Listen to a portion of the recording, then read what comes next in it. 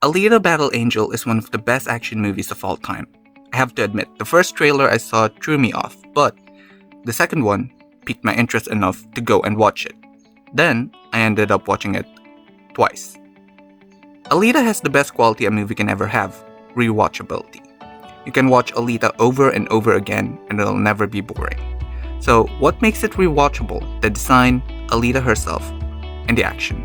City design. The design of the city isn't as grim as that in the manga, but it's far from what we have seen or have come to expect from a cyberpunk-themed movie. It's dusty, it's incongruent, it's lived in. Look at this view of the city. What makes this look realistic is that it looks like the entirety of the city wasn't pre-planned. Buildings and houses sprung up independent from each other as reality would have it be.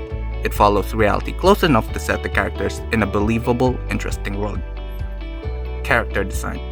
The character design was incredibly detailed. They're intricate and each design stands on its own.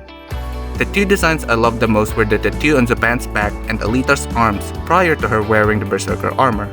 Alita's arms were originally made for Doc Ido's child of the same name. And when you look at it, you can clearly see the love and care placed into it through the aesthetics.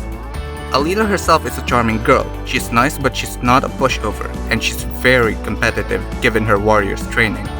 Unlike most movies, Alita's initial disagreement with Ido was justified. Though Ido kept Alita's identity from her in order to protect her, it doesn't make it right for him to lie about who Alita is. It also doesn't revolve around feuds or anger between them. Ido and Alita fights for one another in the movie. The action. The action in Alita shows what visual effects fights are mostly missing.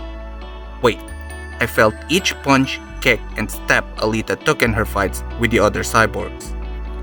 It helps a lot that none of them were using lasers. I just think we're oversaturated with it by now.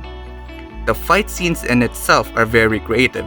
There's a lot of movement within the areas. It never gets stale. It's always pumped, but you can still see everything. Alita is a very good fighter even before she wore her Berserker armor. If you look at the behind the scenes of the movie, Rosa Salazar nailed it even during her training. Overall, Alita Battle Angel reminded us that CGI fight scenes are more than just lasers and explosions. It can have weight and grit to it, as much as some of the great action movies do. It's also a great example of a good family dynamic. You won't always get along, but you'll always be there for one another.